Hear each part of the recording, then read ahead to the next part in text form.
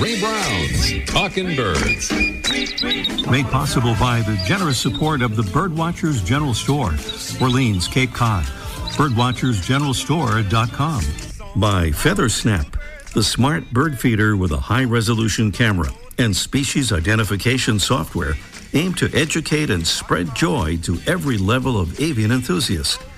Learn more at feathersnapcam.com. And by Vortex Optics, with the VIP warranty, their unlimited lifetime promise to keep you and your optic covered. Learn more at vortexoptics.com. Good morning, afternoon, or evening, and welcome to our show number 1015. Well, Wisdom the Albatross has done it again. For those not familiar with her story, Wisdom, a Laysan albatross, is believed to be the world's oldest known wild bird. As Laysan albatrosses do, she returns to the same nesting site each year to reunite with a mate and, if possible, lay one egg. Except that Wisdom has been doing this for many, many decades on Midway Island out in the South Pacific. She had not laid an egg in the past 4 years, but this year she did it again with a new partner. Officials estimate that Wisdom has produced 50 to 60 eggs in her lifetime and has raised as many as 30 chicks. She was first identified and banded after she laid an egg in 1956. She would have been around 6 years old at the time, since large seabirds like her are not known to breed before age 5. Wisdom the Laysan albatross, a mother again at the approximate age of 74. When we think of the Pacific Islands, sadly, we think these days in part of the enormous amounts of plastic trash washing up on the beaches there, with lethal results for albatrosses and many other seabirds who mistake the plastic for food, eat the plastic, and die of starvation. Well, last week, diplomats at a UN conference in Busan, South Korea, failed to reach an agreement on the world's first treaty to tackle plastic pollution. Some good news, they said they will reconvene sometime soon to try again. Some of the world's largest producers of petroleum had vehemently opposed any measure that would restrict plastic production. Virtually all of the world's plastic is made from petroleum. It's audio postcard time. There's a very special place up there in the Finger Lakes region of New York State. Linda Schwartz paid a visit there and sent us this audio postcard with her observations. Good morning, Linda. Good morning, Ray and fellow birders. This is Linda Schwartz from Baltimore, but today I'm coming from Sucker Woods Pond on the property of the Cornell Lab of Ornithology in Ithaca, New York. I've got a grand view today. I see to my right, there's a green heron, there are a couple of mourning doves. Across the pond on a snag, there's a kingfisher looking for lunch, and I've got a whole mess of red-winged blackbirds, and right above me, I've got a catbird. Perhaps you could even hear it. So this has been a great day, and it's not even noon yet, and I hope you're having a good day as well. Take care. Regards. In regards to you, Linda, thank you. And if you're wondering about the catbird and the red-winged blackbirds up there in December, full disclosure, Linda actually recorded that. I think it was late September. If you'd like to send us an audio postcard, we'd be happy about that. It's very easy to do. Grab your smartphone or borrow one or other digital recording device and just describe what you're seeing or hearing and send us the file. Just send it to ray@talkingbirds.com. That's ray@talkingbirds.com.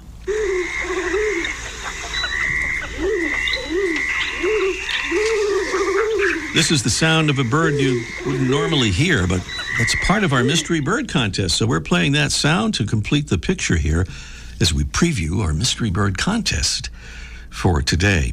Some clues. The male of our seagoing mystery bird species is a spectacularly colorful inbreeding plumage bird.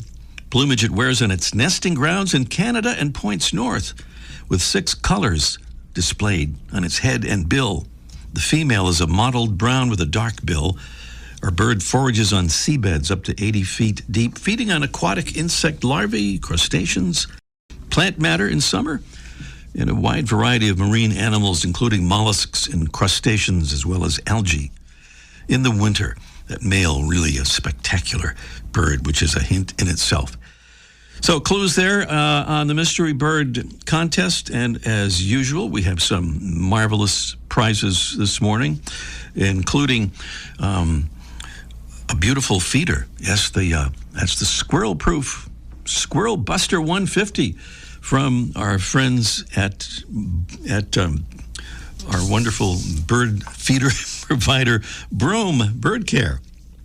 And we have another prize, and I have to double check this, but I believe it is a $25 gift certificate from Bird Collective.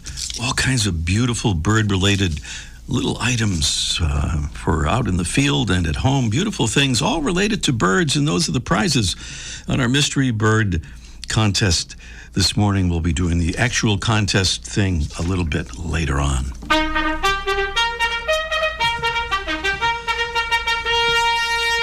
A royal salute. We're happy again to be able to make this week to another Talking Birds ambassador, helping to get the word out about talking birds and about what we are trying to do, which is to spread the word about birds and conservation. And we want to say thank you to Maddie from East Syracuse, New York. She describes herself as a bird lover, raptor handler, environmental educator, and she was a recent guest on our show, talking about her great work in environmental education. So thank you for all those things, Maddie. And right now, especially for becoming a Talking Birds ambassador, which is really easy to do. I think Maddie would attest to that. And we'd love to have you join our Talking Birds ambassadors family and help us spread the good word. It's very, very easy to become an ambassador and to be one. Just go to talkingbirds.com and click on the Get Involved tab at the top of the homepage. That's at talkingbirds.com. Still to come today, we'll talk with Talking Birds' own Freya McGregor about something she's doing to make birding an option for everybody. I can see her right now, and she's giving a smile when I called her our own. I'm not sure what that smile indicates, but we'll find out. Also today, Mike O'Connor will join us for a Let's Ask Mike segment, almost live from the archive. This also involves Freya, by the way. She doesn't know that yet. About the interaction between birds and Christmas lights. And up next, we head out to the land of tumblin' tumbleweeds to meet this week's featured feathered friend.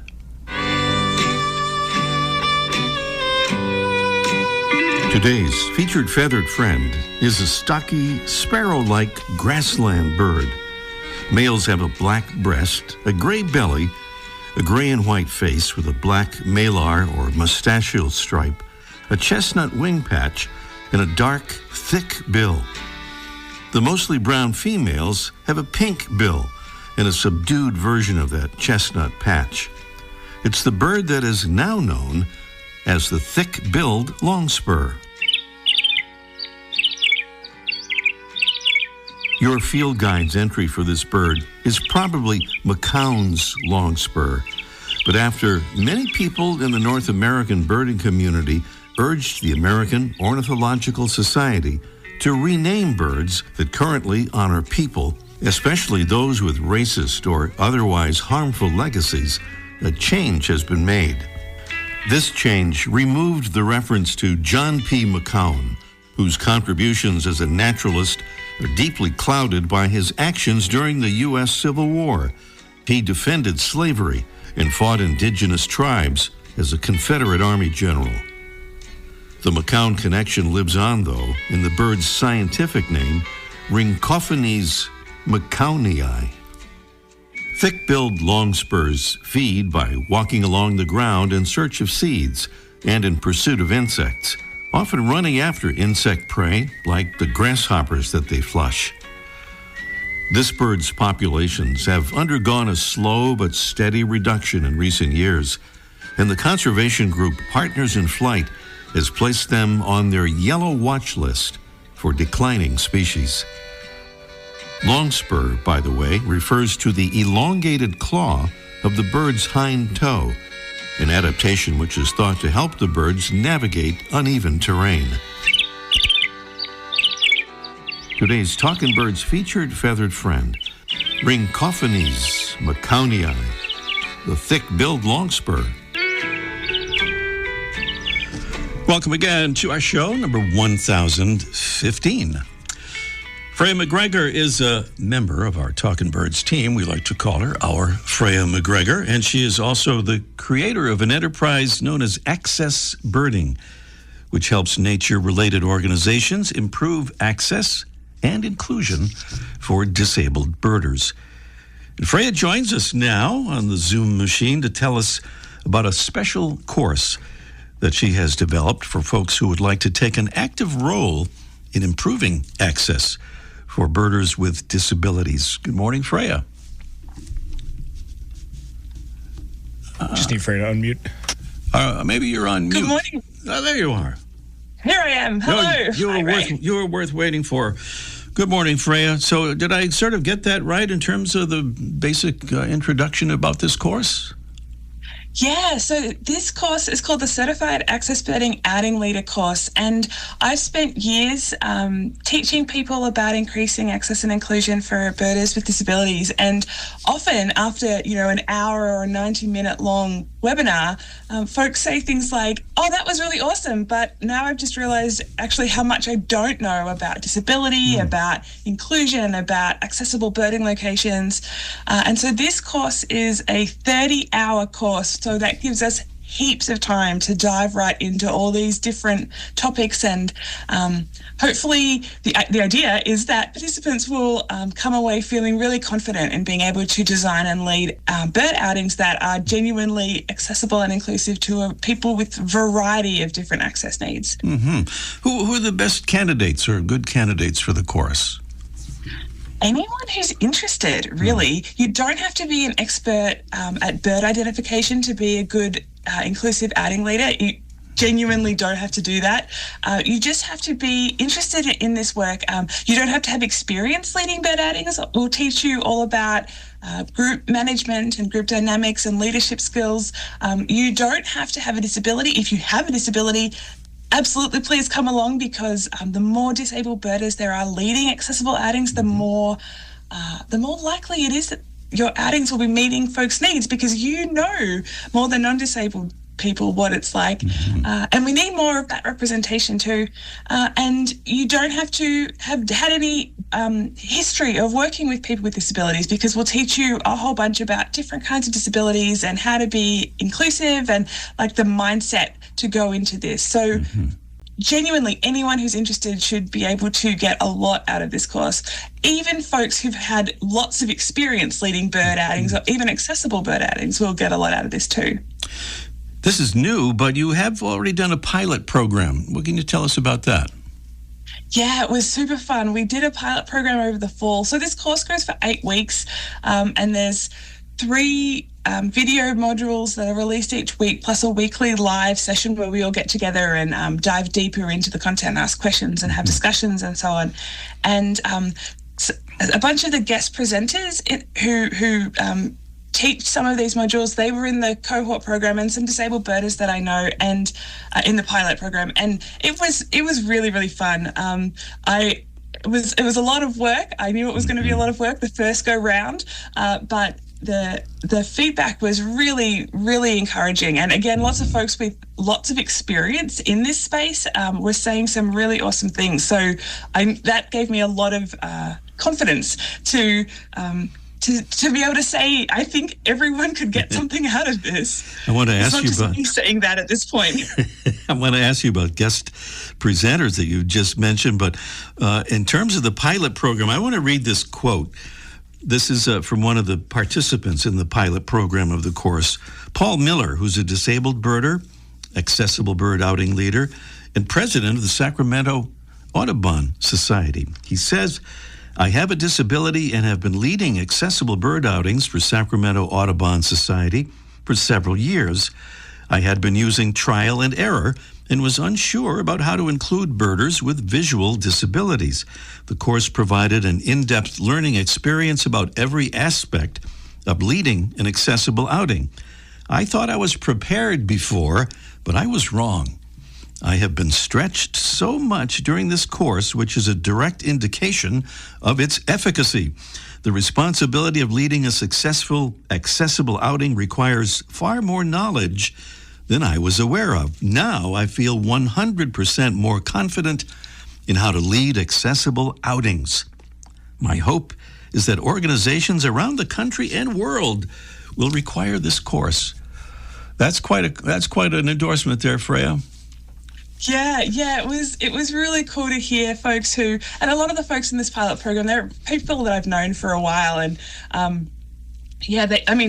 maybe you could say that I didn't pay them any money to say nice things, but the stuff the feedback was that sort of, everyone gave that kind of feedback, and like that really encouraging me that I was absolutely on the right track with the breadth and the depth of content in this course. So yeah, really exciting to hear that. We don't have a lot of time, but give us a really quick rundown of some of your guest presenters.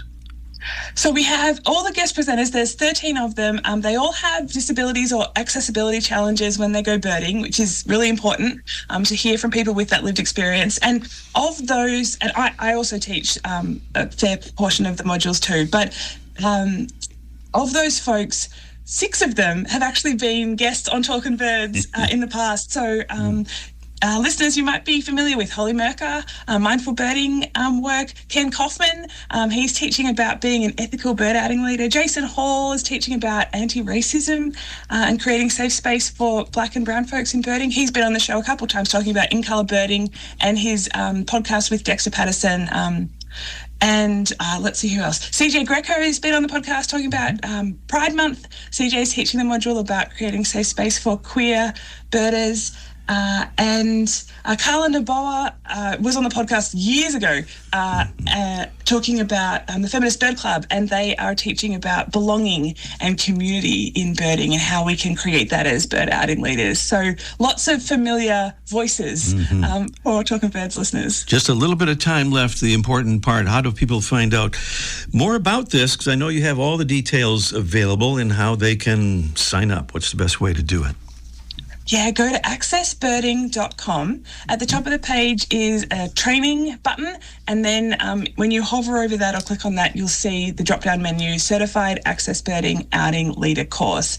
There's all the information you need there. Then the first kind of public cohort will begin in February for 8 weeks on Thursday evenings. The live sessions will be on Thursday evenings, so there's more information there. And if you're interested in this, but February is too soon, or Thursday nights don't work for you, or whatever, you can add your name to the waiting list and you'll be the first to know when I announce future cohorts. So do that if this sounds half interesting. Well, it sounds more than half interesting, I will say. Accessbirding.com. You look for that training tab for all the information there. Freya, thank you so much, and good luck as you get the course rolling. Thanks so much, Ray. Freya McGregor here on Talkin' Birds. And up next, it's our Mystery Bird Contest in just 1 minute.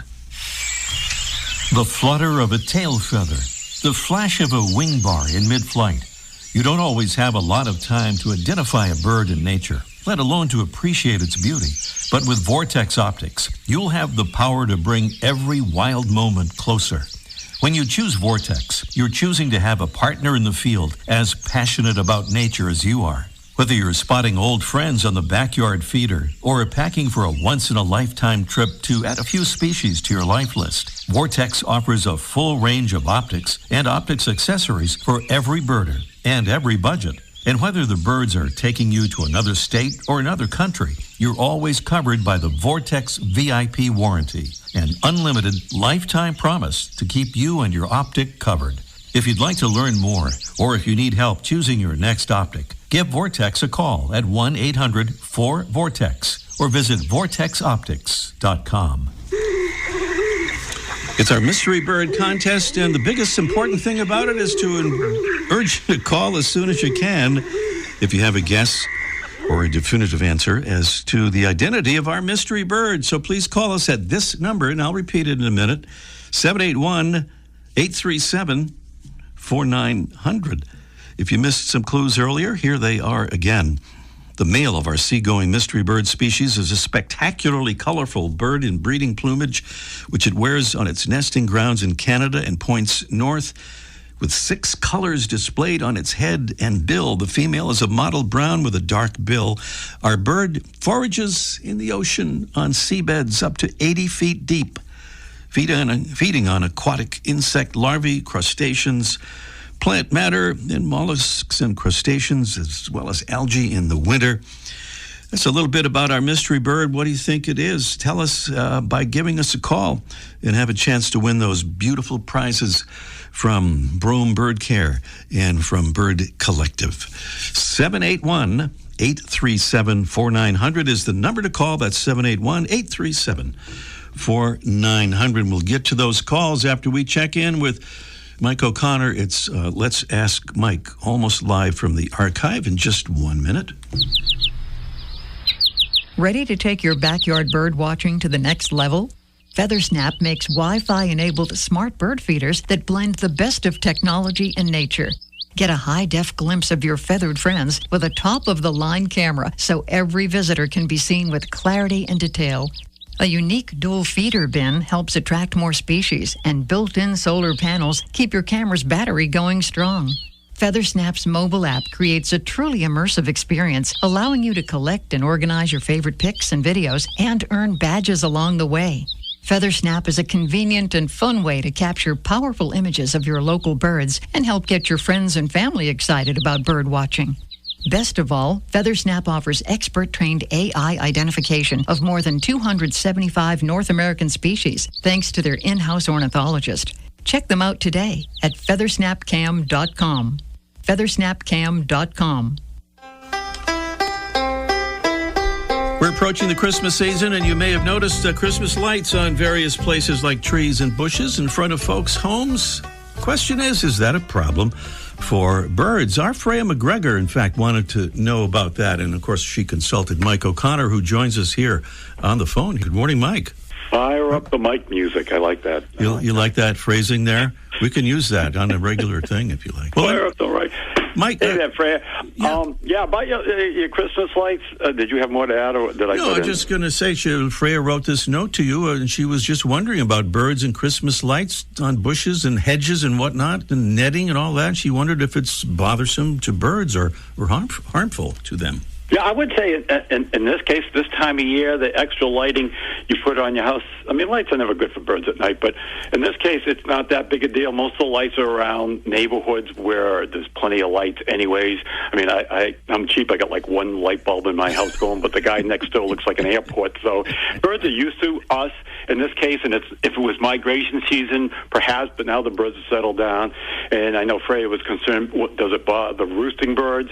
Probably not, because if you put some lights out in a bush and it bothers the birds, they're roosting, they'll just go to a different bush. It's not, again, like during the nesting season where if you lit up the bush, the birds have their nests in there and they can't readily move it, then it'll be a problem. But this time of year, I wouldn't worry about it. And I know they have these netting lights that you just kind of push over your bushes, these big nets, but I've looked at those, and that's the birds would easily move through those. So Freya, in this case, I wouldn't worry too much about it. What I would point out is a couple of things that when you take your light, not so much your lights, but if you've got that plastic garland and all those things, be careful with that, because that tends to fall apart, and then you've got the plastic. I know my wife puts some stuff out, and I have to sweep up the plastic shards, not really shards, but pieces of plastic garland. You don't want to get that in the ecosystem, and you don't want the birds to find it and build a nest with it, because that doesn't work out for them. The nests tend to fall apart. And while we're talking about holidays,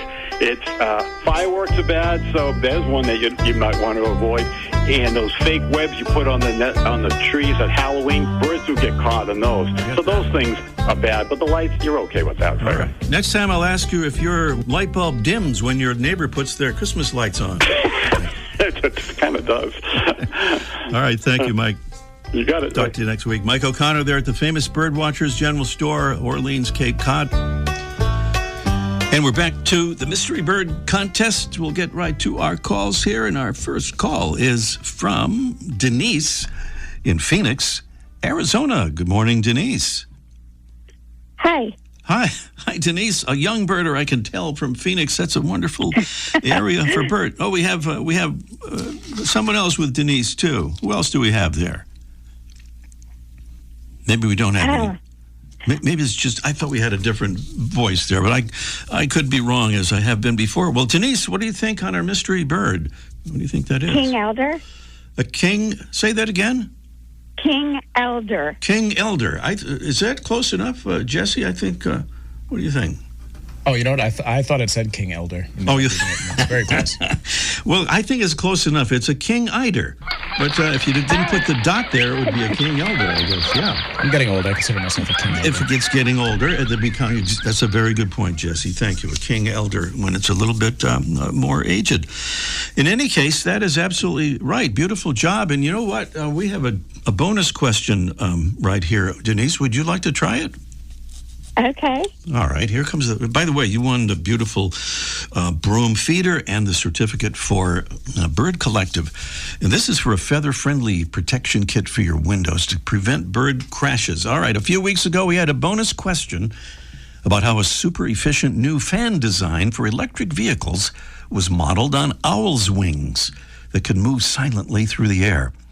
Well, now we learn how electric-powered Japanese bullet trains have used something from the natural world to eliminate the sonic booms they'd been producing when they'd emerged from tunnels. What natural world thing enabled this improvement for the bullet trains? Is it A, the skin of a shark, B, the shape of a dolphin's nose, C, the shape of a kingfisher's beak, or D, the shape of a whale's tail? Those sound like all possibilities. What do you think, Denise? Which one of those is it? I'm just going to guess the shape of a dolphin nose. Shape of a dolphin's nose is a reasonable guess. I mean, that sounds perfectly logical, but it's not actually that. It's the shape of a kingfisher's beak. So there's an engineer by the name of Igi Nakatsu who was given the job of trying to figure out this noise problem. And it turns out he's not only an engineer, he's also an avid birder.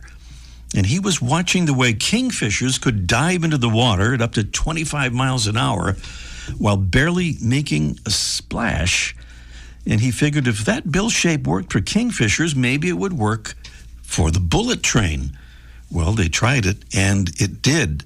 And the train now runs more efficiently, runs faster and quieter than it did before, and those sonic booms have been dramatically reduced. So that's the story from the bullet train. And by the way, we learned about this story from another engineer and avid bird watcher, Siva Golparnarayanan, who's a listener and friend of our show, and a Talking Birds ambassador who sent us a cool audio postcard, by the way, from the Colombian rainforest that we aired just recently. So thank you, Siva.